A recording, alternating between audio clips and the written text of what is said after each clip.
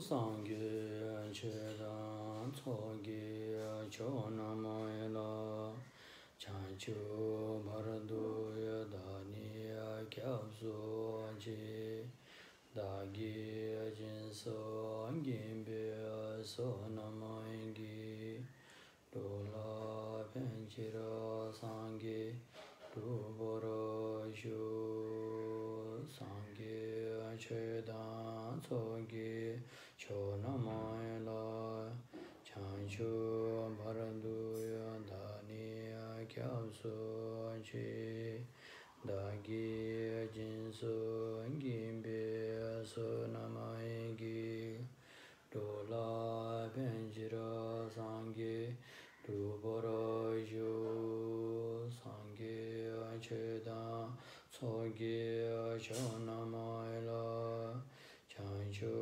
bharadu yadani kyabsu chi dagi jinsu angimbe sonamayngi dola penchira sangye duboro shu semchen tamje devadam devi gyudan dembara kiro ye dungalai dai dungalai ingi gyudan dhalavara kyo je dungala mebe devadam midhavara kiro je Keriya chadaya dandavai Tangyam la nemba gyuraji Pandeyan tavi alamaya rimboje Ragi chivura peme adishulai Kadi chimbe agone ajesonde Kusan thoge ngendo Sandu soro sashi apechi achoshin meto etama rirava linshi ngindi agenpandi sangye shindu amite amurvayi dokuna enamda shindu choboro shu guru buddha zoto sapariva Ratna Mandala Puja Mega Samudra Spara Samayo Simche Anamge Sambada Loye Cheda Jita Vara Chechon Tunomoy Debayi Cheke Koroloy Korodu So सम्पूर्ण प्राणी को हित तथा कल्याण था सम्मा संबुद्धि प्राप्त करने मनसाय को साथमा सतम मध्यस्थ सुनिदिनु हुन विनम्र अनुरोध गर्दछु महायान सूत्र अलङ्कारको धम्म देशना हामीले केही दिन धम्म देशनालाई विश्राम दिएर आज पुनः धम्म देशना गर्दैछौं तसर्थ प्राणीहरूको हित प्राणीहरूको इच्छा आकांक्षा संस्कार बानी बेहोरा सबै कुरालाई ख्यालमा राखेर अनि भगवानले असीम असीम असीम अचिन्तनीय धम्म देशना गर्नुभयो तापनि एउटा साधारण रूपमा भन्नुपर्दाखेरि 84,000 धम्म स्कन्धको देशना भएको छ यी 84,000 धम्म स्कन्ध पनि रागसँग सम्बन्धित 21,000 किसिमका अज्ञानता हुन्छन् द्वेष भावनासँग सम्बन्धित 21 किसिमका अविद्याहरू हुन्छन् मोहसँग सम्बन्धित 21,000 किसिमका अविद्याहरू हुन्छन् र तिनैवटासँग सम्बन्धित 21,000 किसिमका अविद्याहरू हुन्छन् तसर्थ 84,000 किसिमका अविद्या अज्ञानतालाई हटाउनको लागि अनि भगवानले 84,000 स्कन्द धर्म देशना गर्नुभएको हो भन्ने कुरा चाहिँ विशेष गरेर महायानको अवतंसक सूत्रमा उल्लेख भएको छ। तसर्थ यसरी भगवानले देशना गर्नुभएको जति पनि धर्मज्ञानीहरू छन्, यी धर्मज्ञानहरूलाई छोटकरीमा भन्नुपर्दाखेरि त्रिपिटक भनिन्छ। विनय, सूत्र अनि अभिधम्म पिटक हो। र विनय पिटकले हाम्रो शरीर र वचन विशेष गरेर प्रतिमोक्षसँग सम्बन्धित भएको विनय पिटकले शरीर र वचनलाई अनुशासित रहन सिकाउँछ। सूत्र पिटकले हाम्रो चञ्चलित चित्तलाई एकाग्रत भएर रहन सिकाउँछ भने अभिधम्म पिटकले सच्चाइको बोध गर्न सिकाउँछ। तसर्थ यी त्रिपिटकका विषय भनेको शील, समाधि, प्रज्ञा नै हुन्। र यी सारा सूत्रहरूलाई अहिले आएर हामीले दुई भागमा वर्गीकरण गरिन सकिन्छ। एउटा श्रावक ज्ञान सम्बन्धित सूत्रहरू छन् भने अर्को चाहिँ महायानका सूत्रहरू छन्। र अहिले हामी यस महायान सूत्र अलङ्कार नामक ग्रन्थले के बताउँछ भन्दाखेरि महायानका सारा सूत्रहरूलाई यसले समेटेर बताइरहेको छ। र यी सारा महायानका सूत्रहरू पनि दुई भागमा हेरिन्छ। एउटा नितार्थ सूत्र र अर्को न्यायार्थ सूत्र। नितार्थ सूत्र र न्यायार्थ सूत्रको बारेमा बुझ्न नितान्त जरुरी छ। यसै नितार्थ र न्यायार्थ सूत्रको विषयलाई नबुझ्नाले नै विभिन्न सिद्धान्तहरू चाहिँ देखा परेका हुन्। भगवानकै सम्यक मार्गमा पनि यो न्यायार्थ र नितार्थ सूत्रको बारेमा सही ढङ्गले नबुझ्नको कारणले विभिन्न सिद्धान्तहरू चाहिँ निकायहरू चाहिँ देखा परेको हो। र न्यायार्थ र नितार्थ सूत्र धेरै महत्त्वपूर्ण विषय छ यसमा, किनकि भगवान स्वयंले पनि आज्ञा भएको छ। जसरी सुन बनाउने व्यक्तिले सुनलाई जाँच्दाखेरि उसले घोट्छ, पोल्छ, काट्छ, अनेक किसिमले सुनको जाँच परीक्षा हुन्छ, तब मात्रै त्यो सुन चाहिँ नम्बरी सुन हो भनेर स्वीकार गरिन्छ। त्यस्तै गरेर भगवानको यस सम्यक धर्म देशनालाई पनि श्रुतमयी प्रज्ञा, चिन्तनमयी प्रज्ञा आदिद्वारा चाहिँ यसको जाँच गर्नु छ, यसलाई परीक्षा गर्नु छ र तब मात्रै यसलाई स्वीकार्न सकिन्छ। न कि भगवानले बताएको हो भनेर। यो एउटा भगवान बुद्ध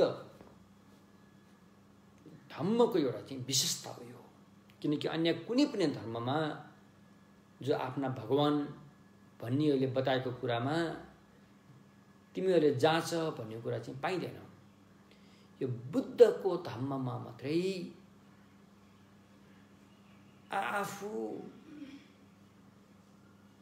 आफूसँग भएको विवेक विचार जाँचेर अनि ठिक लागेपछि मात्रै स्वीकार गर्नु हो। त्यसकारण यो भगवानको सद्धर्म चाहिँ महान छ। तसर्थ यिनी जाँच्ने क्रममा अब 3 किसिमका प्रज्ञा मध्ये अनि दोस्रो प्रज्ञाको नाम हो चिन्तनमयी प्रज्ञा। अरे यस चिन्तनमयी प्रज्ञाले चाहिँ जाँच्ने काम गर्छ, परीक्षा गर्ने काम गर्छ, सही या गलत मार्ग र अमार्गलाई छुट्याउने काम गर्छ। त्यसकारण भगवान बुद्ध जीवित रहँदाखेरि होस् वा उहाँको परिनिर्वाण भइसकेपछि पनि यस भगवान बुद्धको धम्म देशनालाई विद्वत मेधावी प्रज्ञावानहरूले खूब जाँच गरे, खूब परीक्षा गरियो। यसरी जाँच्दाखेरि परीक्षा गर्दाखेरि जुन बुद्ध वचन स्वयं पनि एक आपसमा अन्तर्विरोध भए जस्तो देखा पर्यो भने त्यसलाई न्यायार्थ सूत्रमा राखियो।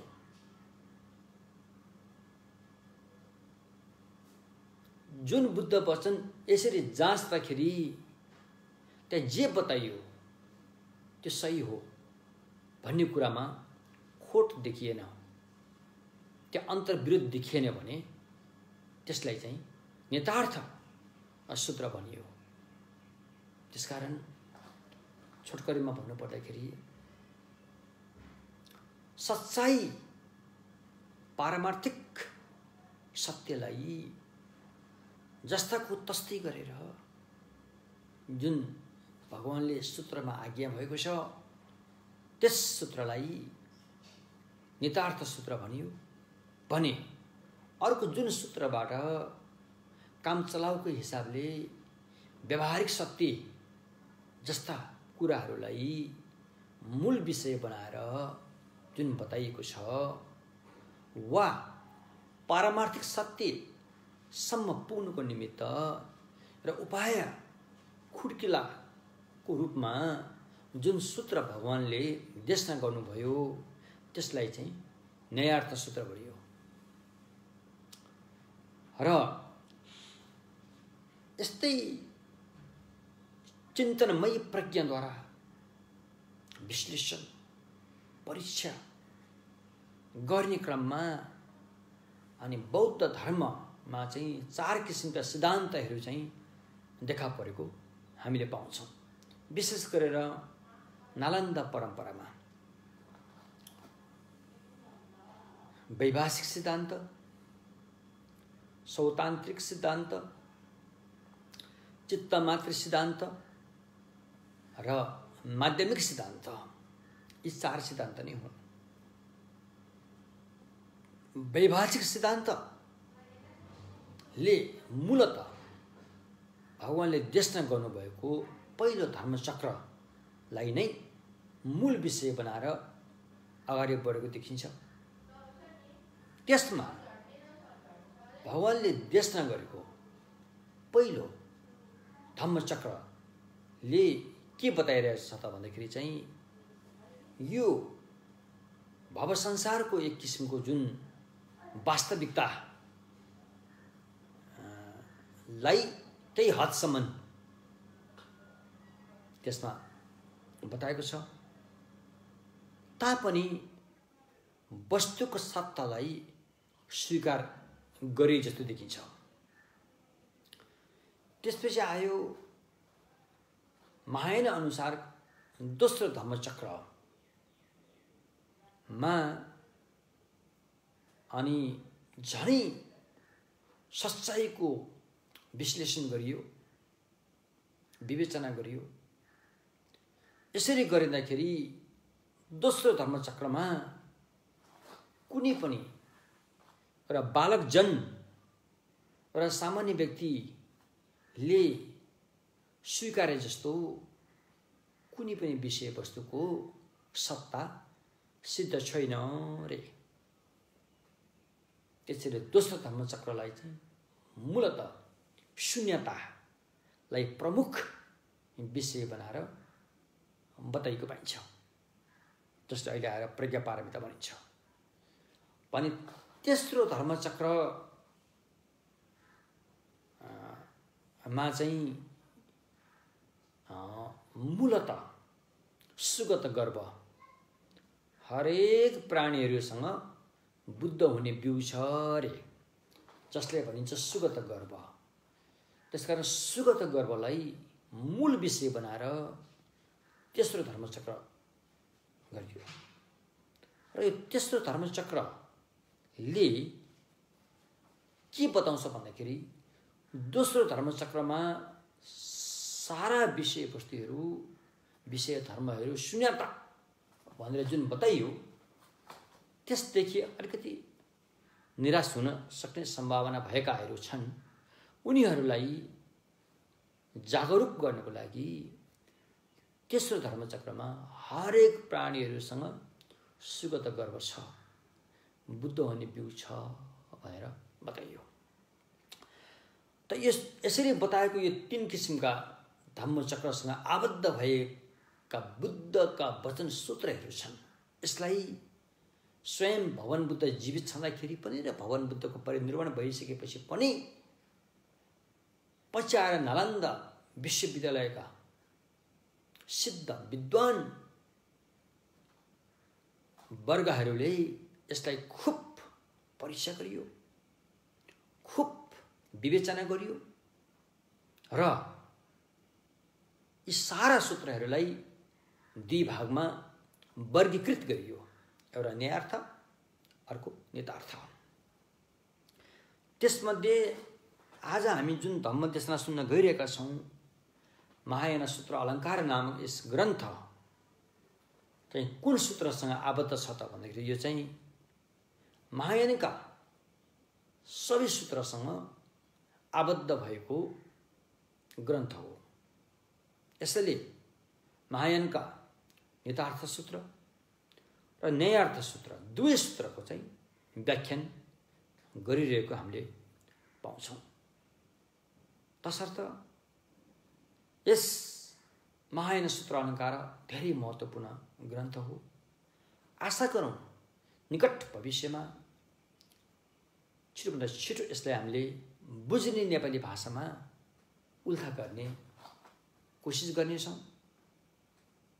मलाई विश्वास छ यस शुभ कार्यमा तपाईहरु सबैको साथ रहनेछ। तसर्थ महायान सूत्र अलङ्कार लाई मूल विषय बनाएर अभ्यास साधना कसरी गरिन्छ त रे। अभ्यास साधना गर्दाखेरि सबभन्दा पहिला यस महायान सूत्र अलङ्कारले के बताउँछ भन्दाखेरि सबभन्दा पहिला त्याग चित्त रे। त्याग चित्त उत्पाद गर्नु जरुरी छ। हामीमा त्याग चित्त आउनु जरुरी छ र यस्तो त्याग चित्त तपाईमा तब मात्रै आएको हुन्छ जब तपाईले यो भव संसारलाई एउटा चाहिँ दर्दनाक रूपमा देखेको हुन्छ। दर्दनाक रूपमा कसरी देखिन्छ त भन्दाखेरि यो भव संसार चाहे स्वर्ग होस्, चाहे मनुष्य लोक होस्, चाहे अन्य लोक होस्, जहाँ जन्मे पनि सन्चो छैन रे, बिसन्चै बिसन्चो छ रे। अर्थात् हामीले उपभोग गर्दै आएको थोरै सुख, क्षणिक सुख, मोज मस्तीहरू छन्, यो पनि भरपर्दो छैन रे। यो पनि आफूले भोगेको केही समयभित्रै टुङ्गी जान्छ र यो भौतिक सुख सुविधा, मोज मस्ती जुन हामीले खुब मजा लिएर भोगिरहेका हुन्छौँ, जब यो टुङ्गिने बेला आउँछ यसले दर्दनाक रूप लिएर टुङ्गिनेछ। यो यतिकै टुङ्गिनेवाला छैन, किनकि तपाईले यस भौतिक सुख सुविधा मोज मस्तीमा तपाईले आसक्ति गर्नुभएको छ भने यो आसक्तिबाट नै यो टुङ्गिने बेलामा दर्दनाक रूप धारण गर्छ। तसर्थ हरेक विषय वस्तुमा सांसारिक हरेक व्यक्तिहरूप्रति आसक्ति गर्नु हुँदैन रे। ती विषय वस्तुहरू, ती व्यक्तिहरूसँग हाम्रो संसर्ग भए तापनि आसक्ति मुक्त भएरै रहेको हुनुपर्छ रे। चाहे तपाईको श्रीमान श्रीमती होस्, चाहे तपाईको बाल बच्चा आमा बुवासँग रहँदा होस्, चाहे तपाईँको राम्रो राम्रो घर बनाएर रहँदाखेरि होस्, कुनै पनि विषयवस्तुहरूप्रति आसक्ति मुक्त भएर रहन सिक्यौँ भनेदेखि हानि हुँदैन, त्यसले हामीलाई नोक्सान दिँदैन। तर जब हामीले ती विषयवस्तुहरूप्रति थोरै मात्र आसक्ति गर्न थाल्यौँ भने पनि यसको परिणाम दर्दनाक हुन्छ। त्यसैले चाहिँ संसारप्रतिको आसक्तिलाई छोडेर आसक्तमा मुक्त भएर रहने जुन चित्त छ त त्यसलाई भनिन्छ त्याग चित्त। बुझ्नुभयो नि के? तसर्थ यस्तो त्याग चित्तबाट प्रेरित भएर अनि साधक साधिकाले के गर्छ भन्दाखेरि उसले चाहिँ उम्किने बाटो खोज्छ। यो भव संसार त दर्दनाक रहेछ हैन, दर्दनाक रहेछ, समस्या रहेछ। यहाँ त एकपल्ट मात्रै जन्मिने कुरो रहेन, एकपल्ट मात्रै मर्ने कुरो रहेन। यहाँ त धेरैपल्ट जन्मनु पर्ने, धेरैपल्ट मर्नु पर्ने, धेरैपल्ट आफन्तबाट छुट्नु पर्ने, धेरैपल्ट मन नपरेका व्यक्तिहरूसँग भेट्नु पर्ने, जस्ता यस्ता अप्ठ्यारा कुराहरूको धेरैपल्ट सामना गर्नुपर्ने, अनि मरेका मुर्दा निकाल्नु पर्ने, हड्डीका थुप्रा जम्मा गर्नुपर्ने आदि आदि कति हो। आमाको दुध खानुपर्ने कति हो। यस्तो दर्दनाक अवस्थामा अहिले हामी रहेका छौँ। यस अवस्थाबाट हामी निस्कनु छ, मुक्त हुनु छ। र यस अवस्थाबाट मुक्त हुनुको लागि मुक्त हुने बाटोको खोजी गर्नु छ, बाटो खोज्नु छ। र यस भव संसारबाट पूर्ण रूपमा मुक्त हुने बाटोको खोजीमा लाग्दाखेरि हामीलाई यस्तो एउटा सुरक्षित स्थानको जरुरी पर्छ, सुरक्षित स्थान। किनकि यो भव संसारमा हामीले सबभन्दा माया गर्ने त हाम्रो आमा बुवा हुनुहुन्छ। आमा बुवाले हामीलाई धेरै माया गर्नुहुन्छ। त्यस्ता माया गर्ने आमा बुवाको काख धरि पनि सुरक्षित छैन अरे। किनकि ती आमा बुवा उहाँहरू स्वयं पनि सुरक्षित नहुनु भएकोले उहाँहरूको काख सुरक्षित हुने कुरै भएन। त्यसकारण सुरक्षित स्थान भनेको बुद्ध, धम्म अनि सङ्घ हो। यसलाई यस महायान सूत्र अलङ्कारबाट चाहिँ त्रिरत्न भनिन्छ। यही नै सुरक्षित स्थान हो। त्यसकारण यो सुरक्षित स्थानलाई अपनाउनु नै बुद्ध धर्मसँगको शरणमा जानु हो। बुद्ध धर्मसँगको शरणमा गइसकेपछि उसले यो जान्दछ कि अरू कुनै पनि, चाहे त्यो देवी देवता होस्, स्वर्ग, नर्क, राक्षस, पिशाच, यक्ष, कहीँ पनि सुरक्षित स्थान छैन। सबै असुरक्षित छन्। त्यसैले यो त्रिरत्न बुद्ध धर्मसँग सुरक्षित स्थान रे। बुद्ध सुरक्षित स्थान हुनुहुन्छ किनकि उहाँले हामीलाई सुरक्षित अवस्थामा पुर्याउने बाटो देखाउनुहुन्छ। त्यसैले हाम्रो लागि बुद्ध सुरक्षित स्थान हुनुहुन्छ। बुद्धले देशना गरेको सद्धर्म सुरक्षित स्थान हो। किनकि त्यो बाटो हो। त्यो बाटोबाट मात्रै सारा समस्याको समाधान हुन्छ र समस्याबाट मुक्त हुन्छ। त्यसैले त्यो सद्धर्म पनि सुरक्षित स्थान भयो।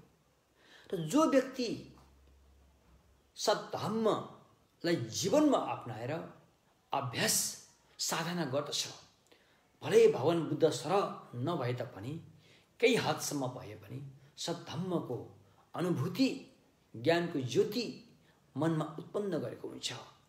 त्यसलाई भनिन्छ सङ्घ।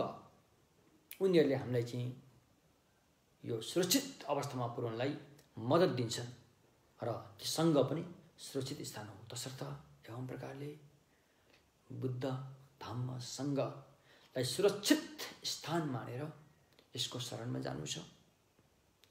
र यी त्रिरत्नको शरणमा गइसकेपछि अब सारा समस्याबाट मुक्त हुनुको लागि अभ्यासमा जुट्नु छ। तपाईलाई लाग्ला अभ्यास गर्दा गाह्रो हुन्छ नि, मलाई लाग्दा गाह्रो हुँदैन। जबसम्म बानी पर्दैन तबसम्म गाह्रो जस्तो लाग्छ। जब हामीलाई बानी पर्छ अनि सजिलो हुन्छ। त्यसमध्ये पनि भगवानले देखाएको यो सम्यक मार्ग सजिलो छ, त्यति गाह्रो छैन। धेरै सजिलोसँग चाहिँ उहाँले चाहिँ सिकाउनु भएको छ, बताउनु भएको छ। तसर्थ यो सजिलो मार्गबाट गएर सजिलै फल सुगत लाभ हुने भएकोले यो मार्ग सजिलो छ। यदि हामी यो मार्गमा गएनौँ भने, यस मार्गबाट हामी वञ्चित भयौँ भने हाम्रो हालत के हुन्छ त?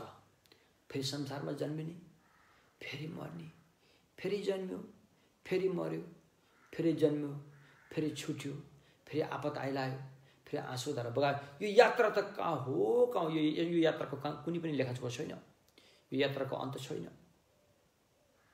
बरु यो त्रिरत्नको शरणमा गएर सही ढङ्गसँग अभ्यास साधना गर्यो भने कमसेकम यो यात्राको चाहिँ अन्त छ। यो यात्राबाट समस्याबाट पूर्ण रूपमा समाधान छ, हुन्छ। तसर्थ सर्वप्रथम त्रिरत्नको शरण गमन गएपछि अब हामीले यात्रा तय गर्नु छ, हामीले पुग्नुपर्ने बिन्दु तयार गर्नु छ। त्यसमध्ये यस महायाना सूत्र अलङ्कारले चाहिँ विशेष गरेर अनि सारा समस्याको पूर्ण समाधान हुने बारेमा बताएकोले सारा समस्याको पूर्ण समाधान हुने बिन्दु चाहिँ बुद्ध भूमि हो रे, बुद्ध बन्न पर्यो रे। हामी आफू स्वयं बुद्ध बन्न सकेको अवस्थामा सारा समस्याको समाधान भइगयो क्या रे। त्यसपछि धर्म कर्म पनि केही पनि गर्नु पर्दैन, बुद्ध भइसकेपछि सबै काम सकियो, पुरुषार्थ प्राप्त भयो। तसर्थ सम्मासम बुद्ध केको लागि बन्ने हो? सम्मासम बुद्ध भनेको सारा प्राणीहरूको समस्याको समाधान गर्नुको लागि। जब अरू प्राणीको समस्याको समाधान हुन्छ भने आफ्नो समस्याको समाधान स्वतः भइजान्छ, आफसे आफू हुन्छ। यी कुरालाई ख्याल राखेर सारा प्राणीहरूले बढी प्राणीहरूको खातिर, अन्य प्राणीहरूको खातिर सम्मासम बुद्ध बन्नु छ। उसले जान्दछ, साधक साधिकाले जान्दछ कि अरू प्राणीहरू हाम्रो जीवनको कति नजिकका छन्, कति आफ्ना नजिकका भएका छन् भन्ने कुरा उसले जान्दछ। किनकि उसले यो जानेको हुन्छ कि हरेक प्राणीहरू उसको जीवनको आमा भइसकेका हुन्छन्। हरेक प्राणीहरूको कोखमा कयौँपल्ट बास बसिसकेको हुन्छ भन्ने कुरा उसले जान्दछ। जब ऊ हरेक प्राणीको कोखमा बास बसिसकेको हुन्छ त्यति बेला उसले यो पनि महसुस गर्न सक्छ कि जतिको यो जुनको आमाले हामीलाई जुन गुण लगाउनु भएको छ, त्यस्तै जब हामी अन्य प्राणीहरूको कोखमा बास बस्दाखेरि पनि उहाँहरूले हामीलाई उत्तिकै गुण लगाउनु भएको छ जतिको यो जुनको आमाले लगाएको छ। यो कुरालाई उसले जान्दछ। उसले यो पनि बुझेको हुन्छ कि जब हामी अन्य प्राणीहरूको कोखमा बास बस्दाखेरि उनीहरूले हामीलाई आफ्नो बच्चा बनाए, आफ्नो नानी बनाए, बच्चा बनाए र हाम्रो लागि मरिमेटेर कयौँ कयौँ कयौँ पाप कर्म गरेर हामीलाई आफूलाई पापमा फसाएर हाम्रो रेखदेख गरे, हामीलाई हुर्काए, पालन पोषण गरे। र हामीलाई हुर्काउँदा पालन पोषण गर्दाखेरि जुन पाप कर्मको डङ्गुर छ त्यो थुप्रेर बसेको छ। उहाँहरूको भविष्य अन्धकारमय छ, भविष्य पुरै अन्धकार छ। यो हालत देखेर अनि साधक साधिकाको मनमा एक किसिमको पवित्र करुणाको उदय हुन्छ। यो किन त्यस्तो भयो त? प्राणीहरू, सारा प्राणीहरू चाहन्छन् सुख, भोगिरहेका छन् दुःख, फेरि दुःख पाउने काममा किन लागि परिरहेका छन् त? यो कुरा साधक साधिकाले जान्दछन्। उसले यो कुरा राम्रोसँग जान्दछ कि यो सबै अविद्याले भइरहेछ। अविद्या अर्थात् सच्चाइको दर्शन नपाउनाले नै भएको हो। यदि सच्चाइको दर्शन पाएको हुँदो हो भने यस्तो हुँदैन थियो। यो दुःखद यात्रा उहिले टुङ्गिसकेको हुन्थ्यो। जब सच्चाइको दर्शन पाएका हुँदैनौँ अनि यो यात्राहरू भोग्न विवश हुनेछौँ। यति भगवान बुद्धहरूको आगमन भइसक्यो संसारमा।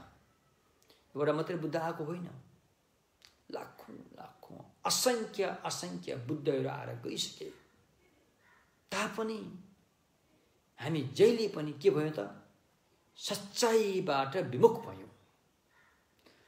सच्चाइबाट हामी विमुख भयौँ र झुट्ठो खोक्रो धुर्त्याइँलाई नै हामीले सच्चाइ भनेर ठान्यौँ र त्यसमा हामीले भरोसा गऱ्यौँ र त्यसैमा हाम्रो सारा जीवन समर्पित भएर लागि पर्यौँ र अन्तमा हातलाई शून्य भयो। तसर्थ त्यो जुन पहिला यी घटनाहरू हुने भइसके, अब त हामीले बुझ्यौँ, अब त हामीले केही जान्यौँ। अब यस्ता घटना पुनः दोहोरिने दिनुवाला छैन। अब हामी सही मार्गमा लागेर सम्मासम बुद्ध भूमिमा पुग्नको निमित्त बोधिचित्त उत्पाद गर्नु छ। बोधिमा पुग्नुको लागि त्यहाँ पुगेरै छोड्छु भन्ने अठोट अटल प्रतिज्ञा चित्त उत्पाद गर्नु छ, तब नै त्यहाँ पुगिन्छ। यसरी मायालु सूत्र अलङ्कारले शरणागतिको बारेमा बताइसकेपछि चित्त उत्पादको बारेमा बताएको छ। र जब चित्त उत्पाद भइसकेपछि अनि अनादिकालदेखि दुःखले पीडाले ग्रसित भएको यो रोग, यो महामारी भयङ्कर तालाई हटाउनको लागि उपचारमा लाग्नेछ। यो उपचारको नाम हो 6 पारमिताको साधना। दानशील शान्ति वीर्य ध्यान प्रज्ञा पारमिता। यो 6 पारमीको साधनामा जुट्नु छ, लाग्नु छ र पो हाम्रो उपचार हुन्छ।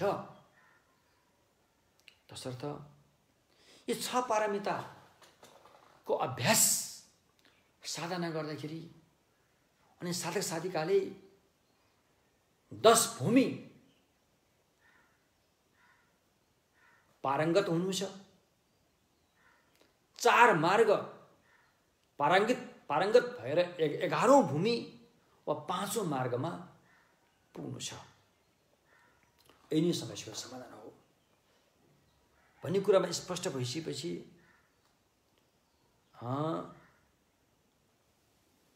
4 मार्ग, सम्भार मार्ग, प्रयोग मार्ग, दर्शन मार्ग र भावना मार्ग, यी अभ्यास गर्दाखेरि अपनाउनु पर्ने मार्ग हुन् हैन। जुन दिन, जुन पल, जुन क्षण तपाईमा त्रिरत्न प्रति श्रद्धा इन्द्रिय जगाएर त्रिरत्नको शरणमा जानुभयो र बोधिचित्त उत्पाद गर्नुभयो भने त्यहाँदेखि नै तपाईँ सम्भार मार्गमा प्रवेश गरिसकेको हुनेछ। र सम्भार मार्गमा प्रवेश गरिसकेपछि अनि साधक साधिकाले अनि 4 आर्य सत्यलाई मूल विषय बनाएर श्रुतमय प्रज्ञाले सुनेर जान्नेछ, चिन्तनमय प्रज्ञाले बुझेर जान्नेछ र भावनामय प्रज्ञाले अभ्यासमा उत्रेर अनुभूति जगाउनेछ। त्यो 3 किसिमको प्रज्ञाले 4 आर्य सत्यलाई बुझ्ने चेष्टा गर्नेछ। र यो बुझ्नको लागि उसले 2 किसिमको ध्यान अपनाउनेछ, समता ध्यान र अनि विपස්සना ध्यान अपनाउनेछ। समता ध्यान, जुन ध्यानले हाम्रो मन जुन चञ्चल छ, छरिएर कता कता कता कता कर्मको वायुको वेगमा हरेक क्षण हैन कुदिरहेको छ। केको लागि कुदेको ऊ आफूलाई पनि थाहा छैन, तर कुदिरहेको छ। त्यस्तो कुदिरहेको चित्तलाई समता भावनाको साधनाले कुनै एउटा पवित्र विषय वस्तुमा टिकाएर एकाग्रत गर्नेछ। जब चित्त समता भावनाबाट एकाग्रतमा पाइला चाल्दै जान्छ तब तब चित्त एकाग्रत हुँदै जानेछ। जब चित्त एकाग्रत हुँदै जान्छ अनि समता ध्यान गरेको सद्गुणहरू तपाईको शरीरमा तपाईको मनमा देखिन थाल्छन्। सद्गुणका लक्षणहरू चाहिँ त्यहाँ देखा पर्न थाल्छन्। जब समता को अवस्था लगभग पूर्णता प्राप्त भइसकेपछि अनि उसले हरेक विषय वस्तु विषय धर्मप्रति जहाँ जहाँ आसक्ति आउँछ, जहाँ जहाँ आसक्तिले चाहिँ ग्रस्त पार्छ त्यो विषय वस्तुप्रति उसले चाहिँ विवेचना गरिन्छ। त्यो विवेचना गरेर हेर्ने ज्ञानलाई नै विपස්සना भनिन्छ। र यसरी आसक्ति आउने सबभन्दा विषय महत्त्वपूर्ण भनेको चाहिँ यो पञ्चखण्ड पञ्चस्कन्ध हो। स्कन्द भनेको चाहिँ डङ्गुर थुप्रो राशि भन्ने कुरा हो। रूप स्कन्द रूपका डङ्गुर, वेदना स्कन्द संवेदनाहरूका डङ्गुर, संज्ञा स्कन्द यो फलानु यो ढिस्कानु भने जस्ता संज्ञा स्कन्दका डङ्गुर, संस्कार स्कन्द संस्कार मन परेको चिज लिनेतर्फ मन तानिनु, मन नपरेको चिजदेखि अब मन नपरेन अब पन्छिने खालको मन हुनु जस्ता संस्कार स्कन्दहरू भए। र यो हो त्यो हो भनेर थाहा पाउने विज्ञान मानसिक स्कन्दहरू भए।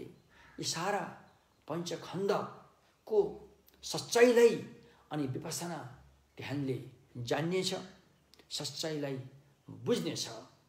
र यो काम पुरा गर्नको लागि उ सबभन्दा पहिला त्रिरत्नको शरणगमन गएर भगवानले सिकाएको अनुशासनमा अनुशासित भएर पनि रहेको हुनुपर्छ।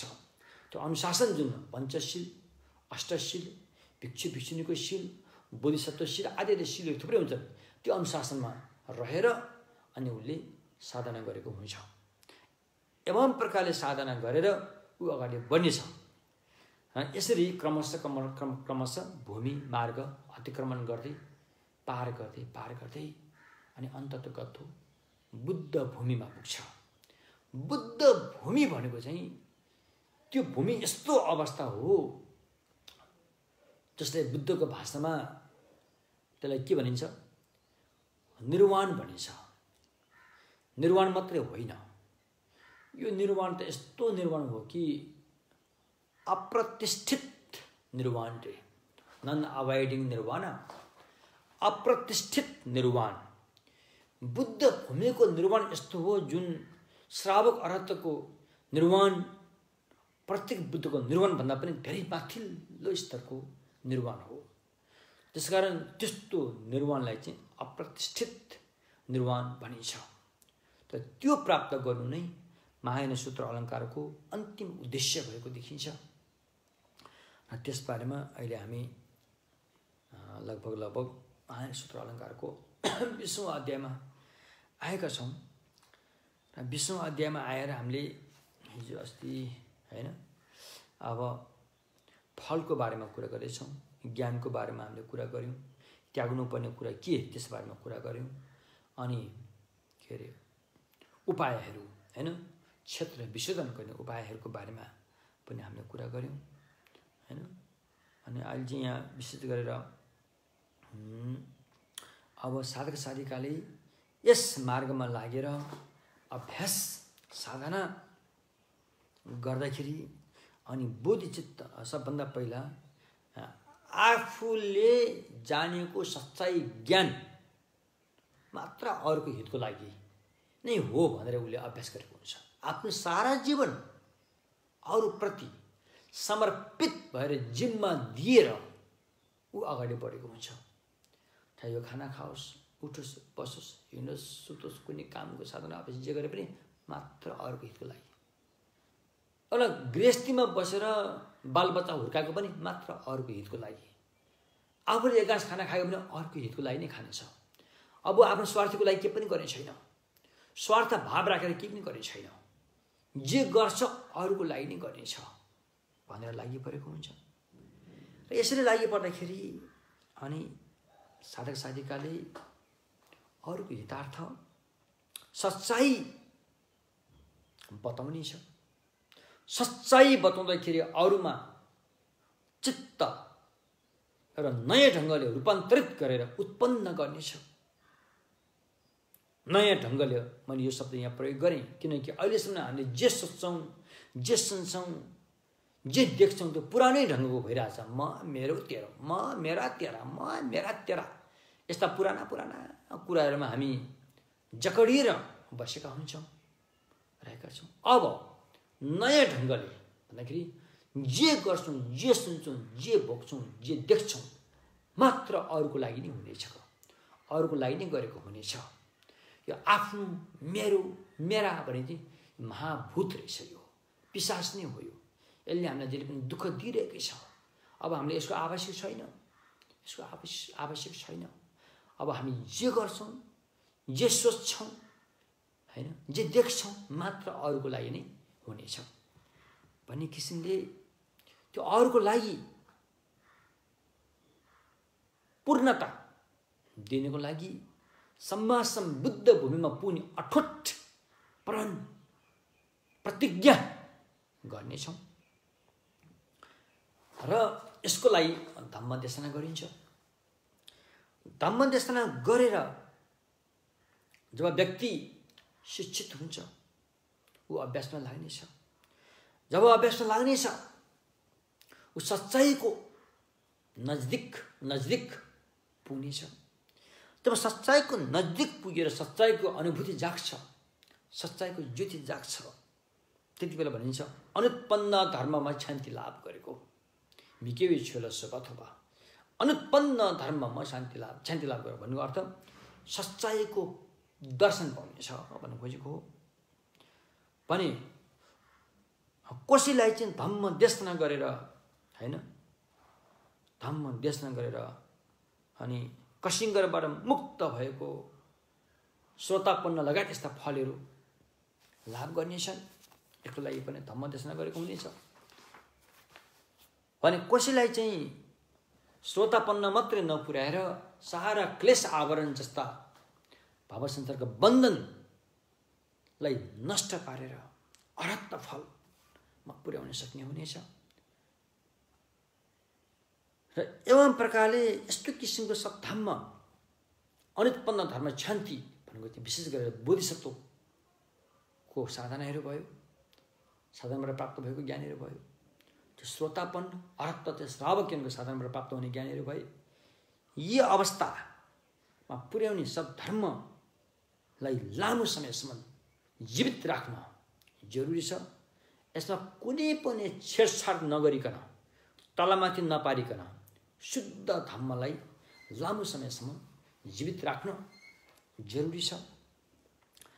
र यस सद्धम्मको बारेमा खुलस्त भएर एक गरेर बुझ्न र बुझाउनु जरुरी छ। यसरी सही ढङ्गले बुझाउनेले पनि बुझाइदियो र बुझिदिनेले पनि बुझिदियो भनेदेखि अनि उसको मनमा भएको जति पनि दोमन, शङ्का, उपशङ्काहरू सबै हटेर जानेछन् र उसलाई उसमा सद्धम्मप्रति एउटा आत्मविश्वास, अटल विश्वास जागेर आउनेछ। र यी 8 किसिमले चाहिँ अनि साधक साधिकाले अरूलाई धम्म देशना गरेको हुनेछ, हैन। यहाँ भन्नुको तात्पर्य के त भन्दाखेरि जब हामीले अरूलाई धम्म देशना गर्छौँ के को लागि गरिन्छ भन्दाखेरि अनुत्पन्न धर्म किन चित्त उत्पाद गर्नुको लागि धम्म देशना गरिन्छ। अनि अनुत्पन्न धर्म सच्चाइको दर्शन पाउनुको लागि धम्म देशना गरिन्छ। श्रोतापन्न लगायत प्राप्त गर्न धम्म देशना गरिन्छ। अरहत हुनुको लागि धम्म देशना गरिन्छ, हैन। सद्धम्म चिर कालसम्म जीवित रहनको लागि धम्म देशना गरिन्छ। धम्मको जुन भित्री गुदेको अर्थहरूलाई खुलस्त गरेर बुझ्नको लागि धम्म देशना गरिन्छ। र दोमन शङ्काहरू हटाउनको लागि पनि धम्म देशना गरिन्छ। र धम्मप्रति अटल विश्वास जगाउनको लागि पनि धम्म देशना गरिन्छ। एवं प्रकारले 8वटा कुरालाई लक्ष्य राखेर धम्म देशना गर्नुपर्ने हुन्छ। हो यो भयो। त्यसकारण यो धम्म देशना गरेको फल चाहिँ यसरी प्राप्त हुन्छ हैन। धम्म देशना गरेपछि के हुन्छ त बुद्धि चित्त उत्पादन हुन्छ। धम्म देशना गर्नाले अनुत्पन्न धर्म प्रति शान्ति लाभ हुन्छ। अर्थात् हैन अर्थात् के अरे सच्चाई को छर्लङ्गी बोध हुन्छ वा श्रोतापन्न लाभ हुन्छ वा सकृतागामी अनागामीहरू लाभ हुन्छ। त्यसपछि अर्हता लाभ हुन्छ वा धम्म देशना गर्नाले सद्धर्म लामो समयसम्म टिकिरहन्छ। धम्म देशना गर्न धम्मका महत्त्वपूर्ण विषयहरू ख्रस्त रूपमा बुझिन्छ। धम्म देशना गर्नाले शङ्का उपशङ्काहरू त्रिरत्न प्रतिको शङ्का उपशङ्का 4 आर्य सत्य प्रतिको शङ्का उपशङ्काहरू हटेर जानेछन्। र धम्म देशना गर्नाले सद्धम्म प्रति हैन निष्पाप विश्वास, अटल निष्पाप विश्वास, पाप रहित भएको विश्वास उत्पन्न हुनेछ अरे। धम्म देशना गरेको फल यही नै हो। अब यसपछि हामी महायान भन्ने कुराहरू यहाँ उठान गरेको छ। हाम्रा केही धर्म मित्रहरूले विशेष गरेर श्रावकज्ञानीहरूले यो महायानी भन्ने शब्द कहाँबाट आयो, हिनयानी भन्ने शब्द कहाँबाट आयो, भगवानले आज्ञा त भएको छैन भन्ने कुराहरू पनि उठान गरेको छ। तर मैले यस्तो बुझ्दाखेरि चाहिँ श्रावकज्ञानमा अहिलेको हाल जीवित रहेको श्रावकज्ञानको पिटकभित्र महायान हिनयान भन्ने शब्द नभए त्यति स्पष्ट नभए तापनि त्यसमा बोधिसत्वयान भन्ने चाहिँ छ क्यारे हैन। बोधिसत्वयान र महायान भनेको पर्यायवाची शब्द हो, एउटै अर्थ हो हैन। महायान भनेर यो महाशब्द किन राखिएको हो भन्दाखेरि चाहिँ बोधिसत्वहरूलाई अनि समाज समृद्धता प्राप्ति गर्नको लागि र प्रेरणा जागोस् भन्नुको लागि नि यो शब्दहरू प्रयोग भएको हो।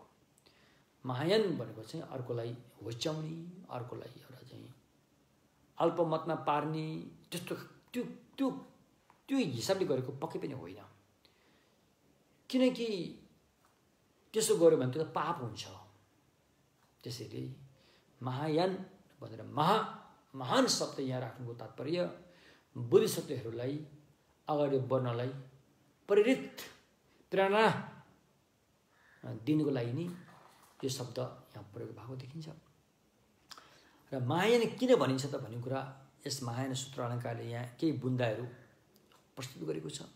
कसरी यो यानलाई चाहिँ कसरी बोधिसत्व यान चाहिँ महायान भयो त भन्दाखेरि यो बोधिसत्व यान महान छ किनकि यसको आरम्भन महान छ, यसको हेराइ विशाल छ। यसको हेराइ विशाल छ भन्नुको तात्पर्य यसले चाहिँ सम्पूर्ण विषय धर्महरूलाई हेरेको हुन्छ वा सम्पूर्ण प्राणीहरूलाई रेखदेख गरेर जिम्मेवारी लिएर हेरेको हुन्छ। त्यसैले यसलाई महा भनियो हैन। अर्को छ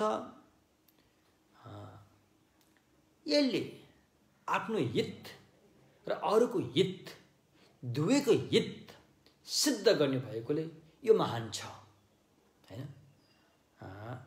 अरूको हितमा डटेर लागेको र आफ्नो हित त सता हुने भइहाल्यो र दुवैको हित पुरा हुने भएकोले यो महान छ। त्यसैले पनि यसलाई महायान भनियो। फेरि यो यानलाई किन महायान भनियो त भन्दाखेरि चाहिँ यसले चाहिँ हैन यसमा उपाय कौशलता छ, त्यो जुन अरूमा छैन। यसमा उपाय कौशलता छ। उपाय कौशल भएकोले यो महान छ। कस्तो उपाय कौशल भन्दाखेरि करुणा, पवित्र करुणा मात्रै नभएर महाकरुणा यसमा रहेको हुन्छ। र महाकरुणाले गर्दाखेरि यो अभ्यासबाट प्राप्त हुने फल एउटा सामान्य निर्वाणतर्फ खसेको हुँदैन भने अर्कोतर्फ प्रज्ञाको महानता छ। प्रज्ञाको महानता भएकोले यसले क्लेशलाई त्यागिसकेको हुन्छ। क्लेशलाई त्यागिसकेकोले संसारमा फसेको पनि हुँदैन।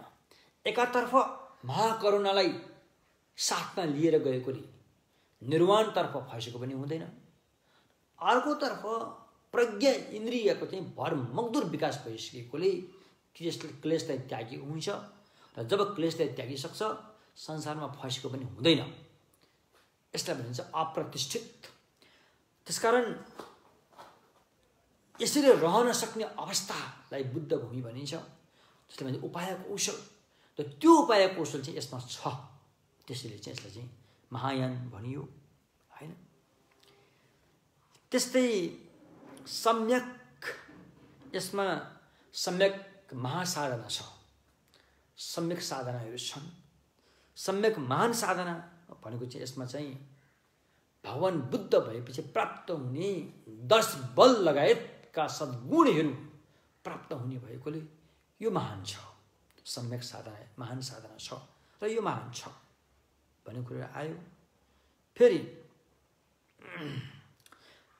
यसले ठुलो कर्म गर्छ, ठुलो काम गरेको हुन्छ। ठुलो काम गर्ने भएकोले यसलाई महायान भनियो। ठुलो काम भन्दाखेरि यसले चाहिँ सम्मासम बुद्धत्व, सम्मासम बोधि, सम्मासम अभिसम्बुद्ध बोधि हुने र महान अप्रतिष्ठित निर्वाण लाभ गरेर अनि अरूलाई धम्म देशना दिन सक्ने क्षमता भएको सम्मासम बुद्धत्व प्राप्त गर्ने भएकोले बुद्धको काम यसले गरिरहेको हुन्छ।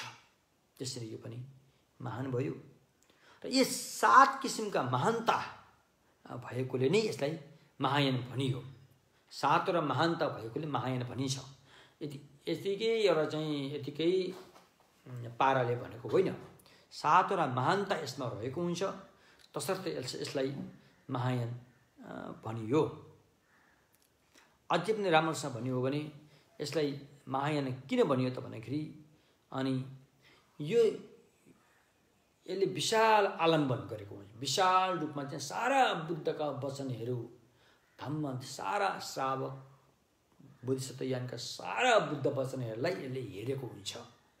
यसैले विशाल आलम्बन भएकोले पनि यो महायान हो। पहिलो नम्बर एउटा। दोस्रो नम्बरमा यो महायान हो किनकि यो महान छ, किनकि यसले आफ्नो हित र अरूको हित दुवै सिद्ध गरेको हुन्छ। त्यसैले यो महान छ हैन। फेरि योसँग महाज्ञान हुने भएकोले यो महान छ, किनकि यसले सच्चाइको बोध गरेर पुद्गल अनात्मा र धर्म अनात्मा जस्ता सच्चाइलाई बोध गर्ने ज्ञान यसमा रहेको हुन्छ। त्यसैले यो अरूभन्दा यो महान छ। फेरि यो महान छ किनकि यसमा चाहिँ महाकरुणा र प्रज्ञाले सम्पन्न भएकोले, यो उपाय कौशल सहित भएकोले यो महान छ हैन। त्यस्तै यसले महानता सिद्ध गर्ने भएकोले, जस्तो सम्मा सम्बुद्धता प्राप्त भएपछि बुद्धका 10 बलहरू 18 आवरणिका जस्ता सद्गुणहरू प्राप्त गर्ने भएकोले पनि यो महान छ। त्यस्तै अनि यसले चाहिँ बुद्धको काम गर्छ। बुद्धले गर्नुपर्ने आफू सम्मा सम्बुद्धता प्राप्त गरिसकेपछि धर्मचक्र लगायत बुद्धले गर्ने काम यसले गर्ने भएकोले पनि यो महान छ। त्यसैले यसलाई चाहिँ महायान भनियो। यो नभए तापनि यी 7 सद्गुण नभएका अन्य सम्यक मार्गलाई चाहिँ श्रावक यान, प्रतिबुद्ध यान भनियो। यो 7 सद्गुणले सम्पन्न भएको सम्यक मार्गलाई चाहिँ के भन्यो त? महायान भनियो हैन। हो त्यो भयो। अब यसमा म अलिकति के पनि भन्न चाहन्छु भन्दाखेरि यो महायान र अब हिनयान भन्ने शब्द पनि प्रयोग भएको छ। महायान र हिनयान 2 किसिमका छन् हैन। अब यसमा हामीले बुझ्नुपर्ने कुरा मार्ग र फलको हिसाबले वर्गीकृत गरेको महायान र हीनयान सिद्धान्त र पिटकको हिसाबले वर्गीकृत गरिएको महायान र हीनयान यस्ता दुई किसिमका हुन्छन्। अब मार्ग र फलको हिसाबले वर्गीकृत गरिएको महायान र हीनयान चाहिँ अहिले यहाँ बताएको हो। सातवटा महानता जसमा छ त्यसलाई महायान भनिन्छ।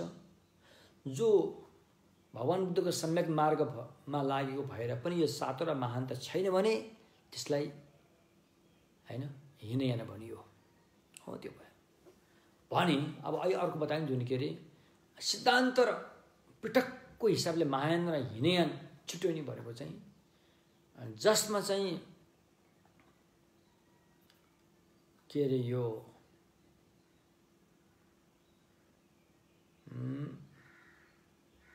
महायानका विशेष किसिमका विषयका कुराहरू उठान गरेका सूत्रहरू र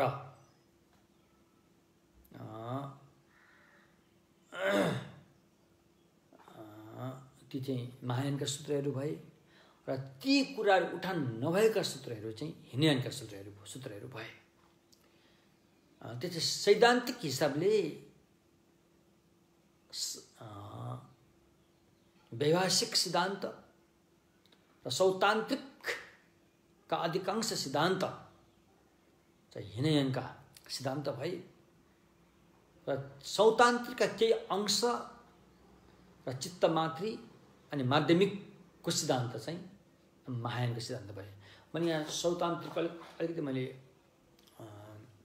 महायानमा तान्न खोजेँ किनकि सौतान्त्रिकमा पनि एउटा युक्तिसङ्गतलाई स्वीकारेर लाग्ने सौतान्त्रिक एउटा छ, आगमको हिसाबले लाग्ने सौतान्त्रिक एउटा छ र युक्तिसङ्गतलाई स्वीकारेर लाग्ने सौतान्त्रिक चाहिँ विशेष गरेर प्रमाणवार्तिकहरू भयो हो। त्यसमा चाहिँ फेरि त्रिकाया भगवान बुद्धका धम्मकाय सम्भोगकाय निर्वाणकायलाई स्वीकार गरेकोले त्यो सौतान्त्रिक भए तापनि यता महायानपट्टि तानिएका सौतान्त्रिकहरू हुन् र ती बाहेक अन्य अधिकांश सौतान्त्रिकहरू हीनयानी हुन् भने चित्तमात्री सिद्धान्त र माध्यमिक सिद्धान्त चाहिँ महायानका सिद्धान्तहरू भए हो। यसरी हामीले बुझौँ।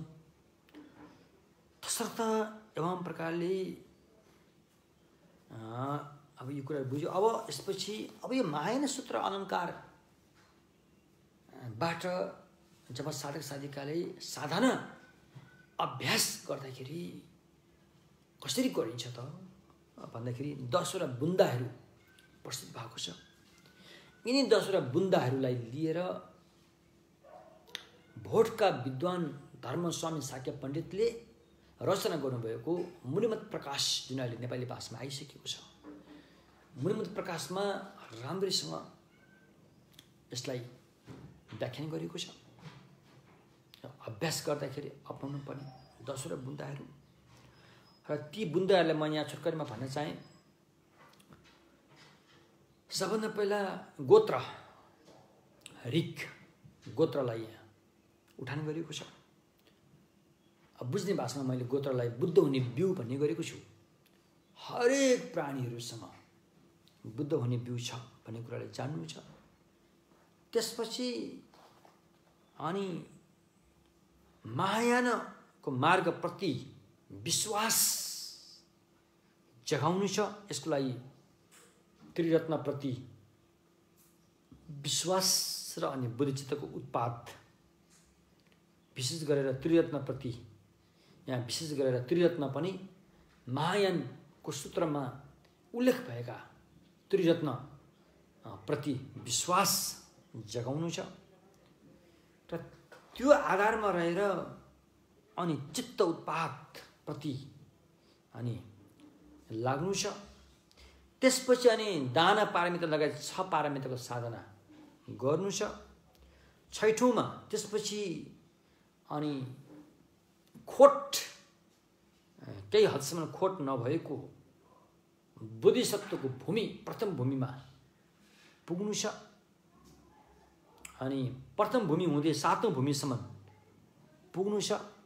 7औं भूमि पुरा भएपछि त्यसपछि अनि क्रमशः अन्य भूमि हुँदै अरू प्राणीहरूलाई पनि परिपाक गर्नु छ, अरू प्राणीहरूलाई पनि सक्षम बनाउनु छ। त्यसपछि अनि आविवर्तिक भनेको चाहिँ अब त्यो भूमिमा पुगेपछि कहिले पनि फर्कनु पर्दैन अरे। बाँकी 8औं 9औं 10औं भूमिलाई आविवर्तिक भूमि भनियो। यी बोधिसत्वको भूमिहरू हुन्। त्यहाँ रहेर क्षेत्र भोलि गएर आफू समाजमा बुद्ध हुने बेलामा आवश्यक पर्ने ठाउँ स्थानहरू बोधि वृक्षहरू यी लगायत क्षेत्रको विशोधन शुद्धता गर्नु छ र त्यसपछि अनि सच्चाइलाई बोध गर्ने प्रज्ञालाई साथमा लिएर अनि दुई अन्तबाट मुक्त भएर भन्दाखेरि दुई अन्त भन्ने यो अन्त चाहिँ यो हो फेरि भव संसारको अन्त र निम्न कोटिको निर्वाणको अन्त, दुई अन्तबाट मुक्त भएर अनि बुद्ध भूमिमा पुगेर बुद्धत्व प्राप्त गर्नु छ र त्यसपछि अनि निर्वाण प्राप्त जुन गरेर जुन शास्ता भन्ने अरूलाई मार्ग दर्शाउने शास्ता बन्नु छ। यसरी यो 10वटा बुन्दाहरूले चाहिँ अनि महायानको अनि भूमि मार्ग फललाई सबै समेटेर बताएको हुन्छ हैन। हो यहाँसम्म मैले आज भने आजलाई महायान सूत्र अलङ्कारको धम्देशमा यति नै र हामी एकपल्ट कर्म हेतु फललाई थोरै यहाँ प्रस्तुत गर्न चाहे। शास्ता भगवान बुद्ध कुनै बेला श्रावस्तीमा विराजमान हुनुभएको थियो। त्यस श्रावस्ती देशमा एकजना गृहपति थिए र उनी सन्तानविहीन थिए। सन्तानविहीन भएकोले उनले हरेक दिन देवताहरूलाई मलाई सन्तान दिनुहोस् भनेर प्रार्थना गर्दथे र कुनै बेला उनको श्रीमतीको कुखमा एउटा सुन्दर बालकको चाहिँ जन्म भयो। सुन्दर बालकको जन्म भयो।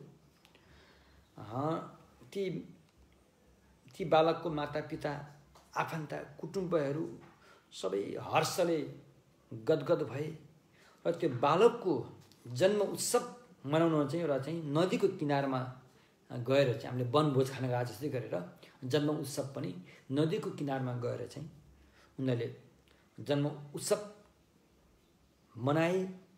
यसरी जन्म उत्सव मनाउँदाखेरि त्यो भर्खर जन्मेको सानो बच्चालाई हेर्नको लागि त्यहाँ थुप्रै आफन्तहरू भेला भएका थिए र सबैले एउटाको हातबाट अर्कोको हातमा काखमा लिँदै अर्को हातमा लिँदै गर्दाखेरि अब त्यहाँ के भयो भन्दाखेरि त्यहाँ दुर्घटना भयो। एउटा मान्छेको हातबाट त्यो बच्चा नदीमा खस्यो। बच्चा नदीमा खसिगयो।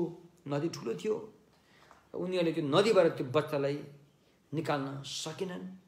त्यो बच्चा नदीले बगाइहाल्यो। तर त्यो बच्चाको भाग्य पुण्यको सामर्थ्यले गर्दाखेरि त्यो बच्चा चाहिँ नमरिकनै एउटा ठुलो माछाले निल्यो अरे। माछाको पेटमा पुग्दाखेरि पनि त्यो बच्चा मरेन, जिउँदै रह्यो। माछाको पेटभित्र जिउँदै रह्यो। र त्यस्तो अवस्थामा अनि त्यो नदीको तलतल पुगेपछि नदीको छेउमा एकदमै धनी मान्छेको एउटा घर रहेछ अरे। एउटा धनी मान्छे बस्दो रहेछ अरे र उसले चाहिँ आफ्नो घरमा माछा समाउने नोकर चाकर थुप्रै राखेका रहेछन् र उसले चाहिँ माछा समाउन पठाउँथ्यो नदीमा। तर त्यो व्यक्ति पनि सन्तानविहीन भएको रहेछ र त्यो माछा समाउने व्यक्तिहरूले त्यो ठुलो बड्के माछालाई समातेर लिएर आएर उसको पेट काटेपछि त्यो भित्र त एउटा सुन्दर जिउँदो बच्चा पाएपछि ती गृहपति श्रीमान श्रीमती हर्षले गदगद भयो। हो हामी सन्तानविहीन थियौँ, हामीलाई त यो बच्चा त देवताले दिएको हो भनेर बच्चालाई राम्रैसँग पालन पोषण गरेर हुर्काए। र यो घटना एकान दुकान हुँदै त्यो जहाँबाट बच्चा बगाएको थियो, जो व्यक्तिको बच्चा बगायो, उनीहरूको कानसम्म यो कुराहरू पुगिसकेपछि उनीहरूले आफ्नो बच्चाको खोजी गर्दै खोज्दै त्यो ठाउँसम्म आइपुगेछन्। त्यो ठाउँमा आइपुगेपछि त कुरो सही हो, घटना सही घटेको हो। बच्चा बगाएको पनि हो, माछाले खाएको पनि हो र उनीहरूले जिउँदै पाएको पनि हो। घटना सही भएको थाहा पाइसकेपछि अनि पहिलाका मातापिताले यो बच्चा त हाम्रो हो नि, हामीलाई देऊ भनेर भने पछि माछाको पेटबाट अनि प्राप्त गरेको बच्चा जो पालन पोषण गर्ने मातापिताले होइन, यो बच्चा त हामीले चाहिँ देवताले दिएको हो, हामीले त माछाको पेटबाट पो पाएको हो त, तिमीलाई दिनेवाला छैनौँ भनेर त्यहाँ ठुलो विवाद उत्पन्न भयो। ठुलो विवाद उत्पन्न भइसकेपछि त्यो सबै मुद्दा बन्यो। मुद्दा बनेपछि अनि अदालतमा पुग्यो। अदालतमा पुगिसकेपछि अब यो बच्चा कसको हो त भनेपछि त्यहाँको राजाले अब यो मुद्दाको छिनोफानो गर्नु पर्यो। त्यो राजाले छिनोफानो कसरी गरेछ भन्दाखेरि अब यो बच्चा तिमीहरू दुवैजना मिलेर पालन पोषण गर्नु, पछि यो बच्चा ठुलो भएपछि यसको दुईटा श्रीमती बिहा गराउनु, अनि दुईटा श्रीमतीबाट एउटा बच्चा जन्मिसकेपछि अनि आफ्नो एउटा घरमा लिएर जानु भन्ने यो हिसाब किताब गरेर चाहिँ त्यहाँ मुद्दाको छिनोफानो गरेछ। अनि त्यो बच्चा ठुल्ठुलो हुँदै गएपछि उसले आफ्नो जीवनको घटना सबै उसले सुन्यो, थाहा पायो कि उसको जीवनमा के कस्तो घटनाहरू भएको रहेछ, ऊ कसरी अहिले जीवित रहेको रहेछ, माछाको पेटमा पुगेर पनि नमरिकन ऊ कसरी जीवित रहेको रहेछ, अनि भविष्यमा उसको बाबुआमाले उसलाई चाहिँ कुन हिसाबमा प्रयोग गर्न लागेको रहेछ भन्ने कुरो उसले जान्यो। त्यो जानेर उसलाई दिक्क लाग्यो, आफ्नो जीवनदेखि दिक्क लाग्यो। दिक्क लागिसकेपछि उसलाई बिहा गर्न मन लागेन। अनि दुवै पक्षका बुवा आमालाई अनुमति लिएर जहाँ भगवान बुद्ध बस्नुभएको थियो त्यहाँ गएर ऊ भिक्षु भयो। भिक्षु भएर राम्रैसँगले चाहिँ आफ्नो मेहनत गर्यो, अभ्यास साधनामा मेहनत गर्यो र ऊ अरहत फल प्राप्त गर्यो। ऊ अरहत भयो। यस्तो अवस्था देखेर त्यहाँ भेला भएका अन्य भिक्षुहरूलाई एकदमै खुल्दुली भयो र सबैको तर्फबाट भिक्षु आनन्दले भगवानलाई यो व्यक्तिको पूर्व जन्मको कर्म हेतु फलको बारेमा विनती गरे।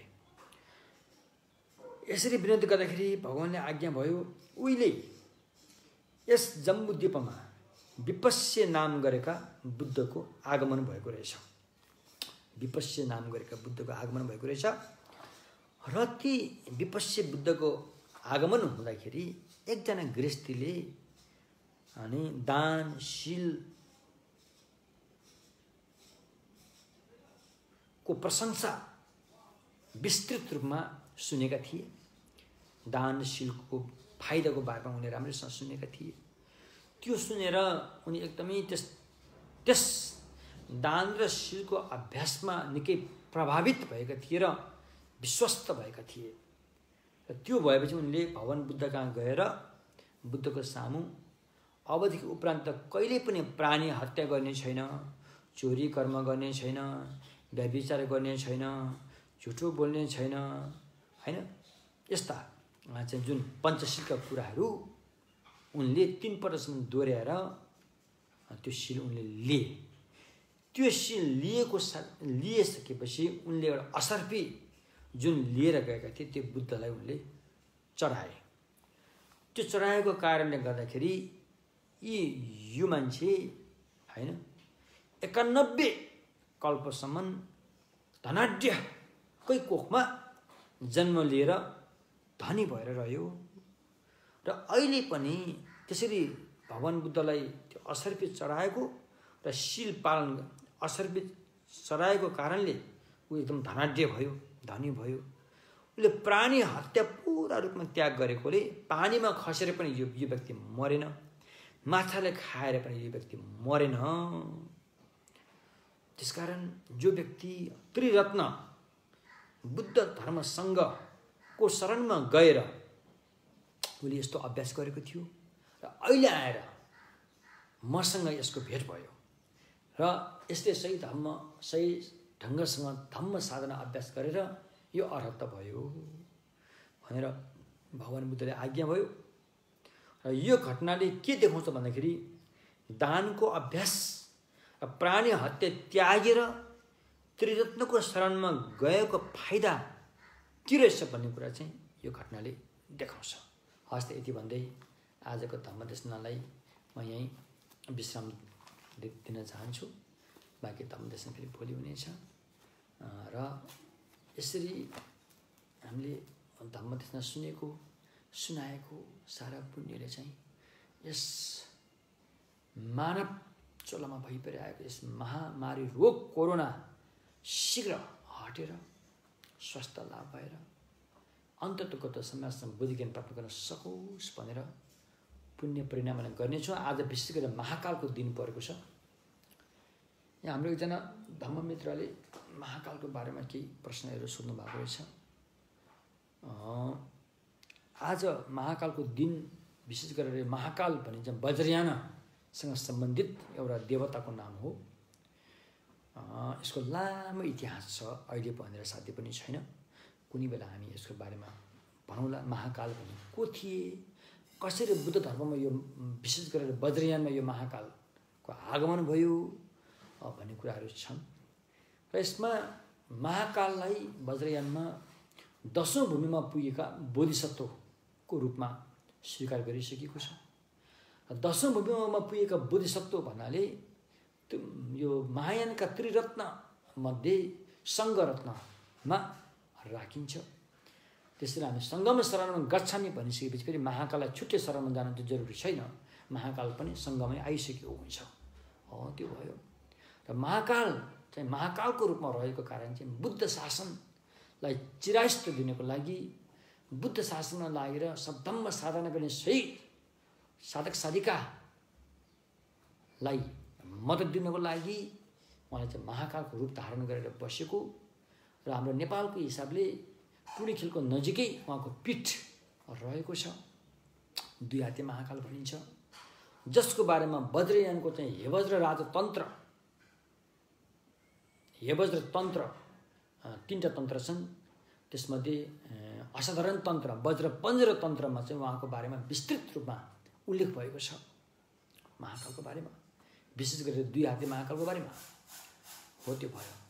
अब महाकाल थानमा मन्दिरमा कति मान्छेले त्यहाँ रक्सी चढाउनेहरू पनि गरेका थिए। यो के हो भनेर प्रश्न गर्नुभएको छ। अब वज्रयान भन्ने चाहिँ एउटा तान्त्रिक तन्त्रमा चाहिँ रक्सीहरूका कुराहरू त्यहाँ उल्लेख भएको देखिन्छ। केही मासुहरूको कुरा पनि उल्लेख भएको देखिन्छ। तन्त्रमा छ ती कुराहरू, नभएका होइनन्। तर कस्तो रक्सी र कस्तो मासु हो त भन्दाखेरि पापले नछोएको भनेको छ। पापले नछोएको रक्सी, पापले नछोएको मासु भनेको छ। अब त्यो कस्तो हो? एक किसिमले कालगतिले मरेको नै हुनु पर्यो नि पापले नछोएको भनेपछि त। अर्थात् कुनै अब दुर्घटनामा परेर बितेको हुनु पर्यो। त्यस्तोलाई भनेको अहिले हाम्रो जस्तो चाहिँ काटेर मारेर तोकेर काटेर मारेको राँगा भैँसी कुखुरा यस्तोको मासुले भनेको होइन। अहिले हामीले चाहिँ बेच्न राखेको यसरी नाफा खान राखेको रक्सी त्यसलाई भनेको पनि होइन। त्यसकारण यहाँ एउटा शब्द धाङपो फुर्की छोपानी। त्यसकारण त्यो महाकालको लागि तोकेरै बनाउने अलग्गै त्यो एउटा चाहिँ मादक पदार्थ हुन्छ। त्यो औषधिको रूपमा प्रयोग गर्ने हुन्छ। हो त्यस्तो खालकोलाई भनेको हो। अहिले जुन महाकालको मन्दिरमा त्यसै गरेर भन्ने त्यसलाई भनेको होइन। र महाकालको मन्दिरमा चढाएका यो रक्सीहरू कहाँ जान्छन् भन्दाखेरि त्यो त अब त्यहाँकै पुजारीलाई नै सोध्न पर्ला। अब त्यो कहाँ जाने हो थाहा भएन मलाई। त्यसकारण हामीले महाकालको पूजा गर्दाखेरि रक्सी चढाउनै पर्छ भन्ने छैन। एउटा वज्रयानको साधक साधिकाले सर्क्यम महाकाललाई सर्क्यम चढाउँदाखेरि एउटा सफा पानीमा उमालेर अनि चियाको झोल होइन ब्ल्याक टी भन्छौँ त्यो सफा गरेर बनाएर छ भने गुरुहरूबाट दिएको जुन मेन्टुक भन्ने जुन एउटा सानो सानो दानाहरू हुन्छ त्यो छ भने त्यो हाल्ने, त्यो हालेर पनि महाकालको पूजा गर्न सकिन्छ। र महाकालको पूजाको लागि अति आवश्यक भएको चाहिँ लड्डु। त्यो किताबमै लेखेको छ लड्डु लाफु जम्बुती भन्ने शब्द प्रयोग भएको छ महाकालको पूजाको किताबमा। लड्डु भने लड्डु नै भइहाल्यो। लफुक भनेको चाहिँ साग समेत भएको मुला। जम्बुती भनेको चाहिँ मलाई जहाँसम्म लाग्छ बारा हो, मासबाट पकाएको बारालाई भनेको हुनुपर्छ। त यस्ता चिजहरूले महाकालको पूजा गर्न सकिन्छ। त्यहाँ रक्सी जाँडै जाइन्छ, माछामा जान्छ भन्ने कुरा छैन। त्यस्तो त्यो चाहिन्छ जबरजस्ती चाहिन्छ भन्ने कुरा छैन किनकि उहाँ त 10औं भूमिमा पुगेका बुद्धिसत्व हुनुहुन्छ त्यसकारण त्यस्तो भएकोले कतिपय पूजाहरू मनोभावनाबाट पनि गर्न पर्ने हुन्छ हैन हस्त यति भन्दै आजको धर्मदेश नै विसम्म चाहन्छु पुण्य परिणाम गरौँ सोनम दे थम्जे सिप न्ये थम्ने न्ये पे दाना फम्जे ने केगा ना चे बल ठुबा सिपे छोले डोवा ढोरो वरा इशु